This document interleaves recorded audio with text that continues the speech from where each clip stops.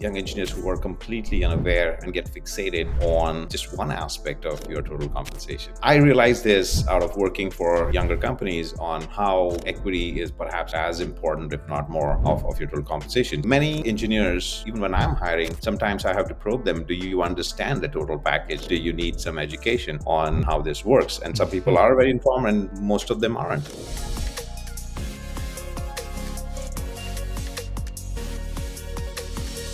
Welcome today to Tech Careers and Money Talk, episode number 8. Can you believe it? We're at episode number 8 already. I'm your host, Christopher Nelson. I've been in the tech industry for 20 plus years. And after climbing my way to the C-suite, working for 3 companies that have been through IPO and investing my way to financial independence, I'm here to share with you everything that I've learned and introduce you to others that can help you do the same thing. And today, I'm going to introduce you to somebody who can really help, because Ajit Deshpande is one of the best negotiators for compensation in tech equity that I've ever met in my life. And I sat across the negotiating table from him. So he has worked for hypergrowth companies like VMware and Splunk, and then he also has taken public Zuora and Sumo Logic. I'm excited to share with you his career story and then also his negotiation tactics. Let's get into it. I'm so excited to introduce everybody today to Ajit Deshpande. Ajit is a IT leader in the Silicon Valley who has an amazing story that I actually wrote about in my book, From No-Do to IPO, that's coming out later this year, because I don't know anybody who has leveraged a unique set of technology skills to catapult themselves into leadership the way that Ajit has. And now he's established himself. He's worked for 2 companies that have been through IPOs and 2 other amazing companies. I'm excited to introduce everybody today to Ajit Deshpande. Yeah. And so, Ajit, I want to, at one point, you came to this country, you landed from Mumbai to Louisiana, and that's where your journey into tech started. I want to just sort of bring that to light to everyone, because I think there's a little bit of humor there, there's a little bit of fun there, and that's how your journey started. Yeah, it feels like a lifetime ago, but I came here in 1998 to pursue my master's degree, right? Was born and raised in Mumbai. And of course, like every young engineer, wanted to look at the new US world with Silicon Valley and everything, wanted to start studying over here. And there's a funny story about, I grew up in a big city, Mumbai, which is pretty crowded and all that. And despite getting into several colleges, I landed in Louisiana, which is rural America, and just landed into a place which was nothing like I had seen in movies, right? Because all you see growing up is like high rises and New York City and everything. I Right. landed in marshland, right? So it was quite a culture shock, but amazing school, amazing experience, great people. So really had great first 2 years doing my master's. That was the start of my journey in the U.S. But I think when you graduated, it was right in and around sort of the 9/11 times were sort of uncertain. Where I know today there's a lot of stress and angst, especially around people that are H-1B visa holders. What was it like back then, getting your start in that environment? Oh yeah, I think just like the current market conditions, right? The ups and downs have been through several recessions, and I was right at the start of the dot-com bust. For those of you who are as old as me, can remember those times when it was all technology growth and everything. And I just graduated and come to Silicon Valley with a hope to kind of get into the high-tech world of computing. And right at the beginning, it was, of course, as an immigrant, I had to get through the immigration process and H-1B, like you said. And right after that, the 9/11 incident took over Mm. America. And I was impacted as well for my job after I think December 2000, where I had no job, a lot of college loans, and searching for employment again, which was exponentially harder for an immigrant to look through. So yeah, quite a challenging time. I remember living in my car for a week, so Wow. pretty much homeless in America at that point. Wow. And so then what were some of the things that helped you actually then get that first role? I mean, I obviously I think some people are probably experiencing some of that stuff today. What were, you know, whether it was, community network, I mean, what really helped you then get that first role that you needed to lock it in? Yeah, I mean, community definitely. I think I made new friends. It was pretty much I didn't know a single soul in California, so just landed here with some acquaintances, an old classmate, and started living here. I was also trying to keep up with my technical skills and offerings. Some help from my professors back in LSU and how to present myself, but really a new world of how to sell myself.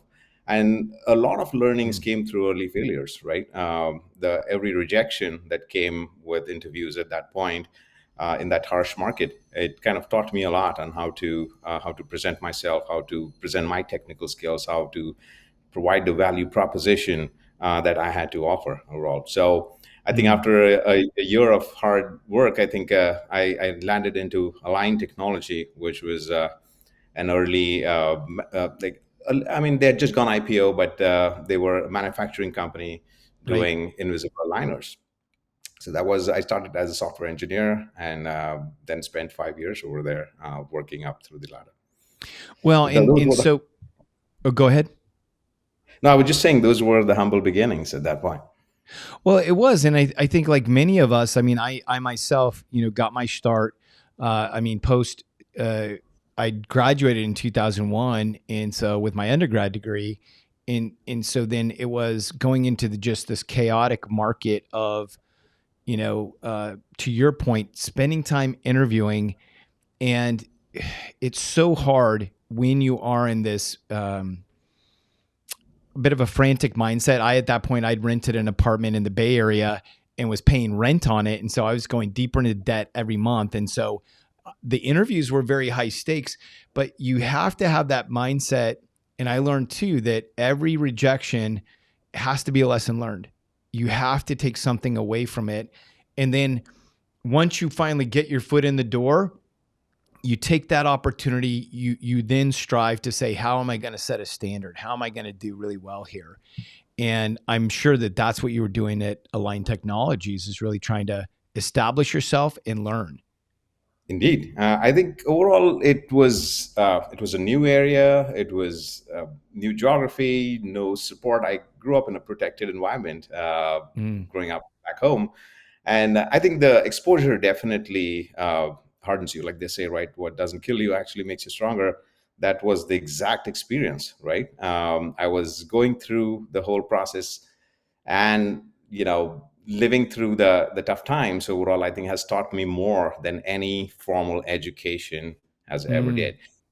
But I think one thing that I must add over here is also keeping that learning moment on for every situation, right? Has often helped because while I was a techie at heart, I think I started my journey of like getting an all-rounded view of business at that point, right? So Oh, really interesting. getting to understand the business operations, the manufacturing operations, the integration space. Overall, looking back, I feel helped me a lot as a good mindset to kind of take my career forward. And so when you were at Align, what was one of the impetus to have you then start looking towards actual, high tech software manufacturing? Was that something that, you was that always the ultimate goal, was to go to software manufacturing, or was there something when you were at Align that made you think, I have to go from here to there? Well, I think the best thing that ever happens in younger companies, and we'll talk about that a little bit more as we go down, is the exposure technology, right? Mm, And if you can keep an open mind and keep learning new things on the job and applying them towards progress in your future self, I think those are learnings that you get in younger companies, and that's what has kept me going since Align Technology. I picked up virtualization and the VMware technology, which eventually became my employer a few days later after that. Right, I started doing some integration work for manufacturing, and that's how I landed eventually at Splunk with you over there. Right, yeah. so those were all learnings on the job including the technical learnings as well as the business operations learnings. So now you've opened up this thread. So was it Align Technologies you really started learning about integrations? And was that did that something? I mean, that's a unique skill that you've always had. Like you've developed like a really very laser focused expertise that I think really helped launch your career moving forward. What did you see that as a business opportunity, or was it the technology that intrigued you more? I think it was all of the above, right? Because I always thought that that gave me the widest perspective of Hmm. things to happen, right? I often see techies kind of get cornered or get into a specific niche and feel like they really have to go into that area and feel scared to kind of venture into other areas. Integration gave me that opportunity to play with so many toys, new technologies, new challenges, new problems, new people. So I got the widest view, and I really enjoyed that. One of the I mean, some of the performance reviews that I got back then always called out that my strength were kind of mixing or understanding or speaking to business users and technical users with equal ease, and that was very well observed by my manager. Then I really enjoyed that. I liked working with techies. I liked working with business operations people. I liked working with even technicians. Right, so the people aspect and the technology aspect, a mix of integrations, really helped me drive my career forward in that direction. And so then what was the impetus that said, okay, now it's time to leave Align and I want to go move to VMware? VMware at that point was the place to be. I remember back in 2008, it was the cutting edge technology of that generation was virtualization. Mm, For those of you who are in technology, I know you know this well, but the before that there were big boxes and data right. centers and everything. Really, VMware and virtualization as a whole changed the game, much like AI is changing things now, right? So I, of course, wanted to ride that wave of the cutting edge technology and be there, the right place at the right time. And of course, I was running towards something as opposed to running away from something. Align was great, but I thought I really had to take my career towards Mm. the new company in VMware. And sure enough, it was a very gratifying experience 5 years later. And was this something when you then looked for your new role, were you taking these integration skills and saying, okay, here's, it was applying for that particular role now in the virtualization space? Yes, I think it was a mix of integrations and virtualization. Mm. But I think VMware at that point was really growing rapidly. They wanted someone to be a kind of a development manager slash architect for that group, and I was able to kind of offer that as one of my skills. And sure enough, I think I was a good fit with a lot of ups and downs that always happen in the tech world. I feel like I had a great experience at VMware, just going through that whole journey of a hyper growth company at that stage. Overall.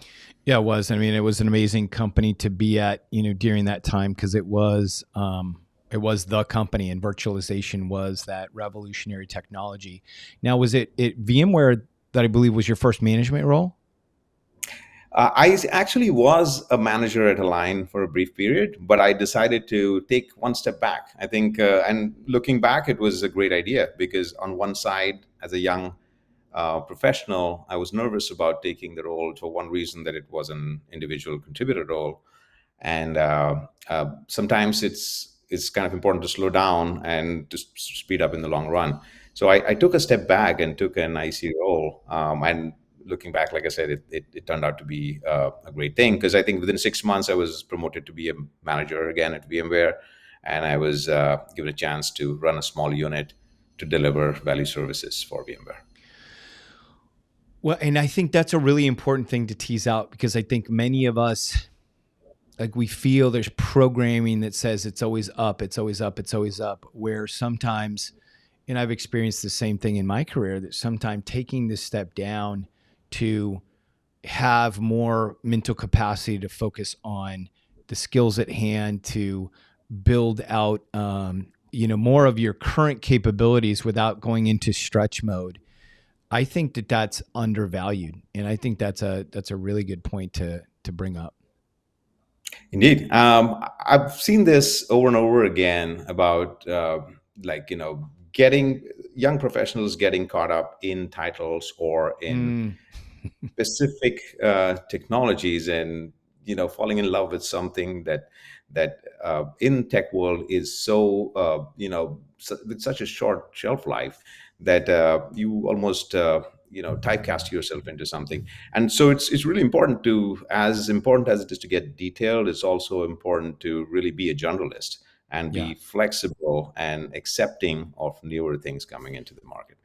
Yeah, that's really so important. And so, I think it was at VMware where we met, and your team was, was honestly like, it was storied. Like, people were like, "Oh, this is the team that can get stuff done." And this is where I really started watching your career. Was I saw you as somebody that was, to your point earlier, trusted by the business, trusted by the technology teams to deliver results, and you did it very effectively.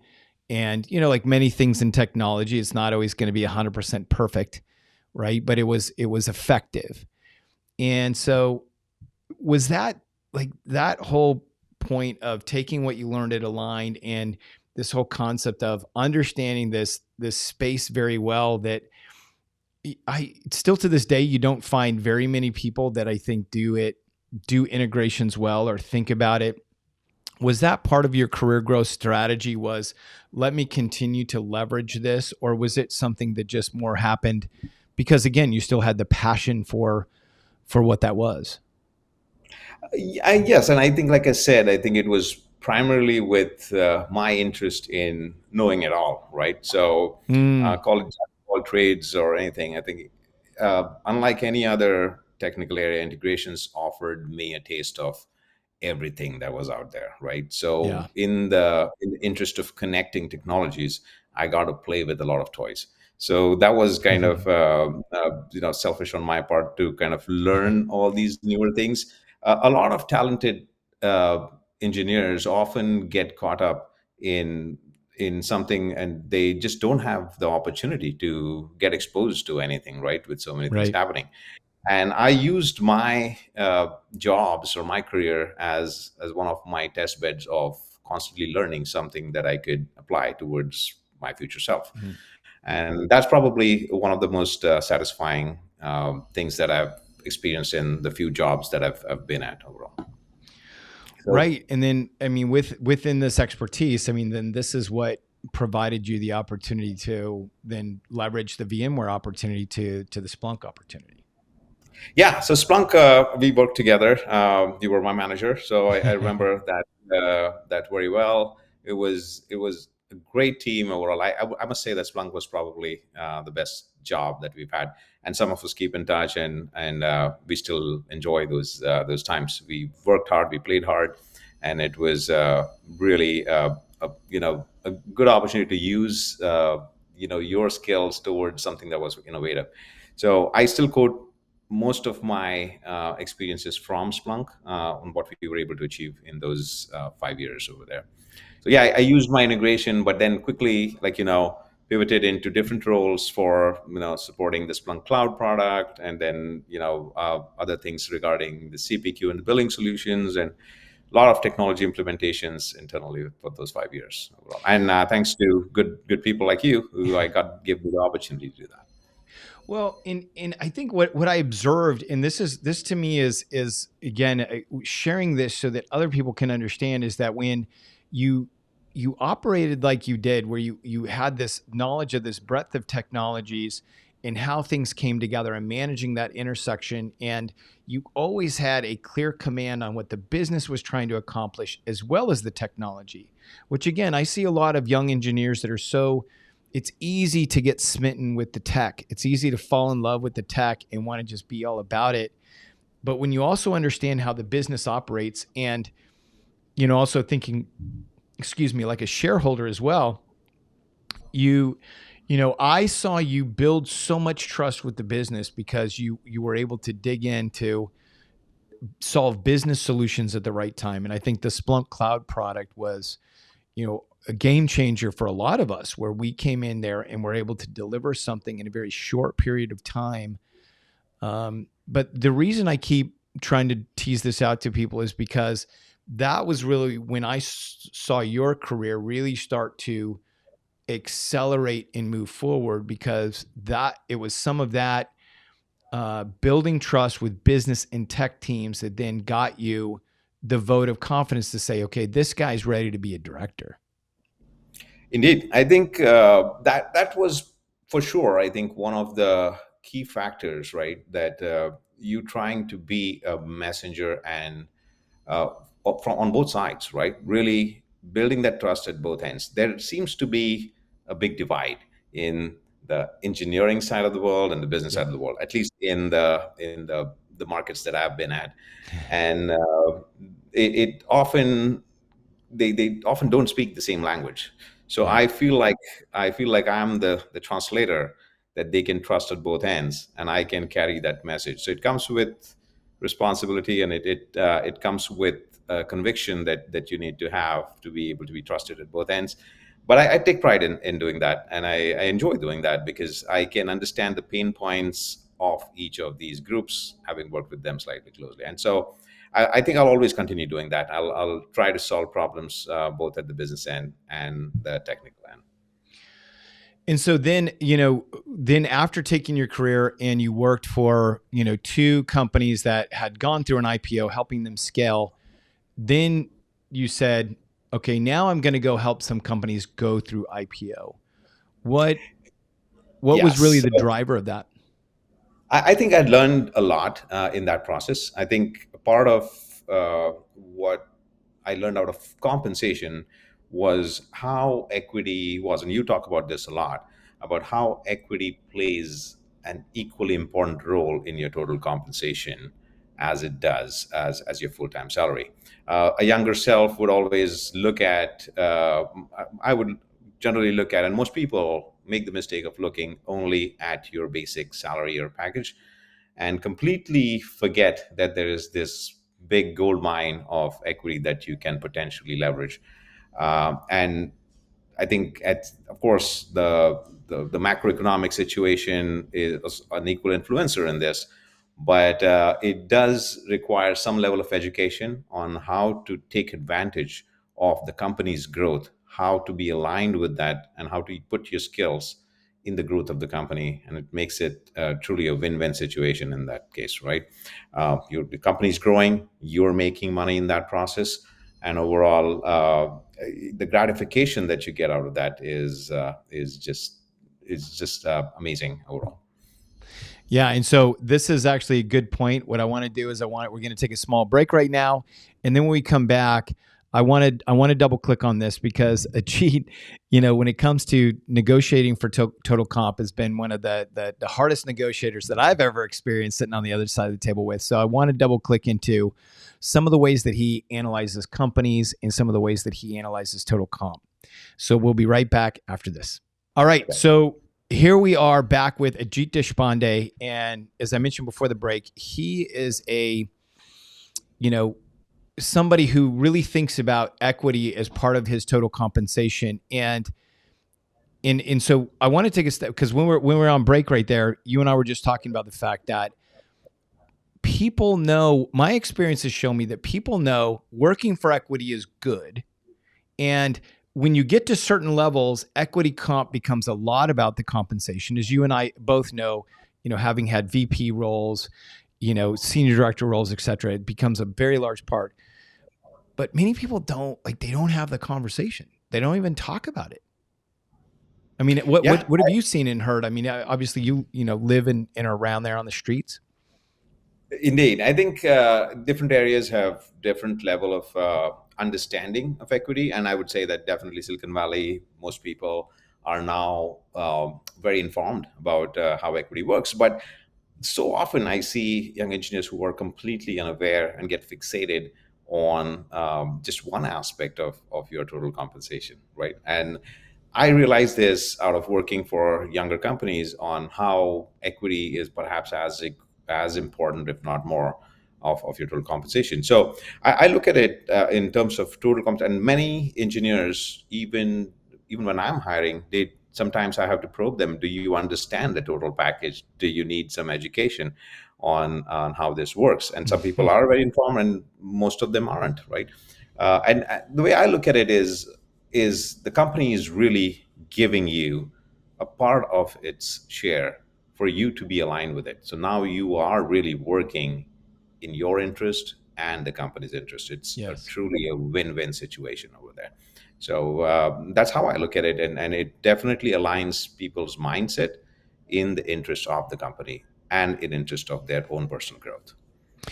Well, and I remember distinctly when because I've been in this very similar situation where you have to educate people on equity, and you don't know how much people have done. And I just remember when you and I were negotiating for salary, you came with the most precise spreadsheet, and you walked me through, here is my total compensation package today of base, bonus, and equity. And you talked about what each portion was of each, and which one was aligned to company and which one was aligned to what you delivered. Then you broke down on the same spreadsheet the offer that I was providing, and what the conversation that you had, and this is where I want to have this conversation in front of people from an educational perspective, is you talked a lot about company risk. You wanted to really understand, and Splunk at that time had just gone public and had been able to report, a certain set of data, but your main focus was, what is the risk that the company is going to not grow as fast? And then it was really, if I remember correctly, a lot of questions around leadership. But I want to really double click on that, because the way that you thought about that, at my perspective, I had thought about it, but I really thought like, oh my gosh, like this guy's taking it to a whole new level. And where did you even learn how to do that at that point? Yeah, I think overall, just my basic education has always been in the technology part of it, right? And as I was learning the business operations, maybe because of integrations, I started taking interest more around how is the company evaluated, what are these guys talking in like their quarterly calls or what have you, right? For a non-accounting major, a non-finance major, this stuff was new but very interesting, right? Because that really kind of gave me a little bit of interest on how do I evaluate a company? What are the risks that the company is taking? What's the reward of it? What's the opportunity cost of joining this company versus something else? Because remember, the basic fundamental of time value of money, right? We are all here for a few years in our career, right? So if you are not at the right place at the right time, you perhaps moving on a slow track. And while you cannot always be on the fastest track available, that's something out of your control, you definitely want to optimize every lever you have in your control to be there, to take advantage of what you're getting in exchange of your time. So that's what my thought process was when I was joining Splunk. How likely in my own metrics with what I know right now is the company like to be to kind of make the company grow and my career grow, right? So that was kind of the basic mindset. From where I learned about it, I think it was primarily through I just started kind of learning online a little bit more around valuation about companies, how does share pricing work, how to read financial reports, so on and so forth. While this might seem like very complex, it's actually not. It can be simplified down to very simple things, and you can go as deep as you want. And by no means I'm a valuation expert of any sort, but I definitely consider myself a good basic evaluator of the company's fundamentals, if you will. Well, and that's, I think, an important lesson for all of us to learn, is that you can go grind on crazy spreadsheets, crazy data, but I myself, and I know others that we all know, have done well for themselves in selecting company and taking equity off the table by just having a basic fundamental framework and leveraging it. And then also getting more data. I mean, I think that was one of the things that always stuck with me too, is that you were then saying, okay, what other data pieces can you, legally provide me that I can understand to really help make my decision? Yeah, I mean, basic things like pre-IPO or just IPO companies have data that they can provide, just that no one asks for it. So, one basic advice that I always like to give people is ask. The worst thing is people are going to say, no, that's legally, I cannot provide you that. But it's always helpful to ask people about what the current internal valuation is, what Mm, was the most recent quarter, how did it look like, what are your strategic goals, right? And I think with newer technologies coming in like chat gpt and everything, perhaps I was looking up something which simplifies reading financial reports so much that you can totally get the gist of what they are trying to say even through their fat financial reports. right. So I'm everyone really should. interested too how that's going to work, because I know people who, when they're evaluating companies, they go through the different company reports, they look at the risks, they look at a lot of different factors, and now there's going to be the ability to consolidate that data. And so this is what I would encourage, again, people getting into technology is look through the data, understand the financial fundamentals of the company, because as you said, and I want to really tease this out because this is a critical point, is our goal is to be shareholders, to be partners with them, so that we're then aligning what we're delivering with what the company is delivering as well. And so when you're evaluating companies, what are factors that are going to say, I want more cash versus more equity, or I want more equity versus more cash? What are some of the decision criteria that you use around that? It really depends on the stage of the company. First of all, I mean, my strategy, and I would think that most people should only be having this kind of conversation after you know that you are getting an offer. Of course, do all your homework before that. Yeah. But I do not like to bring up the money conversation any sooner than necessary. Yeah. Most companies will first evaluate you on whether your technical skills, your business skills or operational skills are all matching. Once you know that you are at that stage of talking about compensation, that's when you start talking this. Point number Yeah. one. And to your question about, like, what should be the mix, right, of equity versus cash versus bonus or other benefits, it really depends on the stage of the company. The Mhm. younger the company, the larger the risk that you are taking, and hence you deserve to be compensated more on paper, right? Yes. So if you are, of course, everyone's situation and life stage is different. People have loans and family situations, what have you. After your basic cash is done, I look at cash as oxygen, right?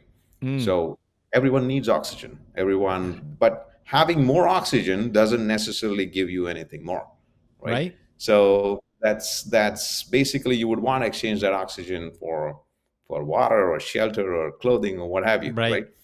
So I think that's my philosophy. I do need a certain amount of cash to pay the bills, but then after that, for my long-term investment, I'm looking at the equity portion of it purely from Mm. that perspective overall, right? So that's general philosophy. And to answer your question, I think the younger the company, perhaps the larger the risk that you're taking, and hence the larger the equity should be, at least on paper. That's right. Well, and I think and so when I think about your career, so you went on from Splunk and you worked for Zora, then you worked for Sumo and helped take both of those companies through IPOs. When you think about reflecting on the evaluation criteria for those companies, like what are now some factors that you say, okay, I want the company valuation. What are some other things now with your experience that you say, here are two or three other factors that are really important to me when I evaluate companies? I think, of course, I'm going to talk more about um, like the non-financial metrics, and then Yeah. I'm going to talk about the financial metrics of this question, right? So, talking about the non-financial metrics, I think primarily the product vision, the Mm, leadership team, the company's culture and values definitely have to align first, right? yeah. Without that, everything else is not useful, right? At least in my playbook. So I'm not purely running for the dollar growth, but I'm looking at fundamentally how is it do I really want to be a part of this company. So I really want to know who's running the company, what are their values, and what have you, right? The company size often matters. I've seen time and again Mm, companies end up hiring very rapidly or very interesting. misaligned or expensive employees, right? Mm, And if that's the case, I want to kind of understand whether they are being financially savvy about how to utilize the funds in an early stage company.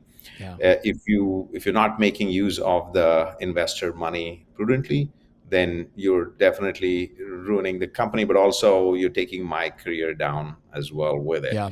So I want to be conscious of that fact when selecting companies. Now coming to the financial metrics of it, right? Overall, uh, good metrics to look at is employees size, the revenue of the company, the growth rate of the company, Yeah. what their strategic plans are, and what areas they want to expand in. The total addressable market where Yeah. the company plays is an important factor, right? If you're trying to solve a problem where there are way too many players, perhaps you're going to get a very thin slice of the pie. And if the TAM itself is not large enough, then you're not going to end up making that much money as much as you romanticize to, right? So that's something that, of course, it's a very subjective, call on how it should be. But I think looking at the market and with experience, people should be able to guess that quickly. The other thing that I like to look at is in terms of what your internal valuation is for companies that are not public. This information is not available outside. Right. You have to often ask for the 409A valuation of the company, and companies are willing to share that in most cases. And you can do some of the calculations about what are they offering you, what is the dollar value today, and Mm, typically over the next 4 years, how much equity income can this company bring to me if everything goes well, right? yeah. Now you can factor an additional conservative factor of that. I like to come up with a range of myself. I'm expecting $100,000 over so many years, or if it grows, then I think it's a bonus. But I'm hoping to at least generate this much equity income over the next 4 years. Mm. And that, I mean, we have to put a bow on this. I know, but there's a master class in that somewhere, and I think everybody can learn from Ajit's experience. I think he's one of the best equity negotiators that I've come across, and so I appreciate you sharing that with us. I want to step real quick. I want to add some more value to everybody right now. As let's step into the fire round to close this out. So, um, how do you keep learning? Well, I think important part is to carve time out of your daily routine to invest in your own learning, right? And this can be completely different from what your day job is, and it should be somewhat different from what your day job is. I didn't know accounting, I didn't know equity compensation back in the day. I only know new programming, and I can pride myself of learning. I think it gives you some gratification. So a disciplined approach of carving out an hour a day or something more, if you can afford that, towards learning is very important for everyone.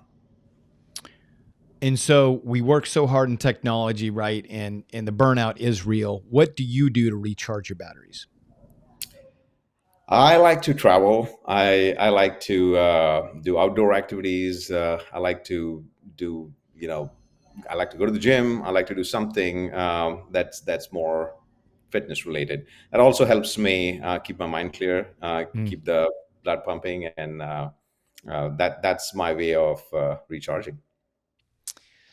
So, if you were going to speak to that young Ajit who went from Mumbai to LSU, or just getting started in tech, what advice would you give your younger self today?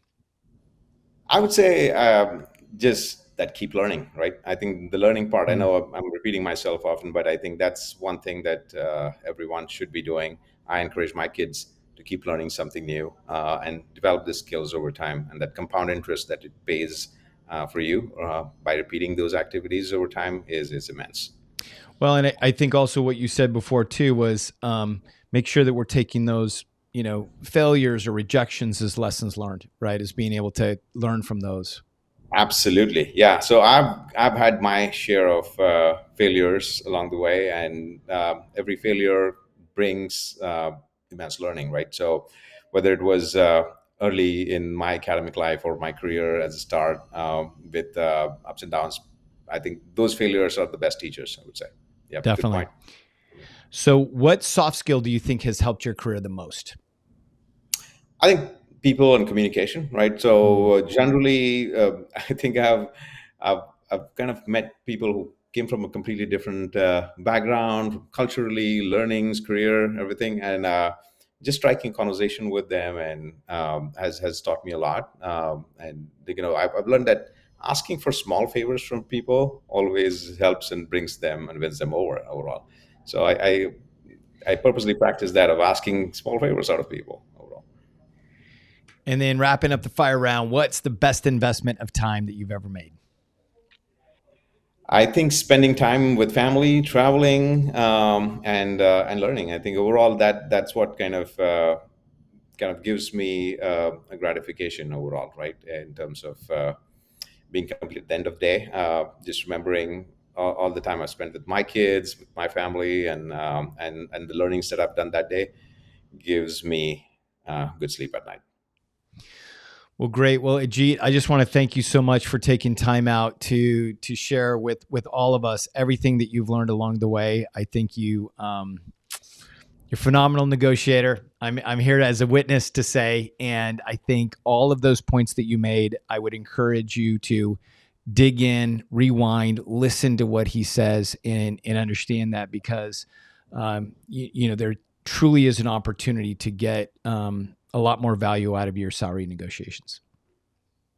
Hey, thanks for having me. I hope I was able to add some value and, always reach out on LinkedIn. I think I'm always happy to help young people who's starting off this journey or who've not been exposed and share my knowledge. I truly believe that knowledge just expands by sharing. Mm, that's great. Well, everyone, we'll make sure and put his LinkedIn link in the show notes.